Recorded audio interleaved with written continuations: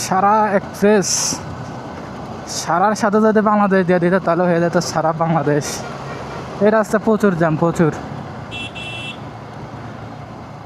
এই রাস্তায় এত গ্যাদারিং কেন বুঝলাম না। হাইওয়েতে নাকি স্পিড 50 লিমিট করে দিয়েছে। এখন দেখেন একটা বাস চলতেছে 70-80-তে, তাহলে একজন বাইকার কীভাবে 50 চালাবে? একজন বাইকার যখন 50-তে বাইক চালাবে তখন তো অ্যাক্সিডেন্টের সম্ভাবনা তৈরি হবে না?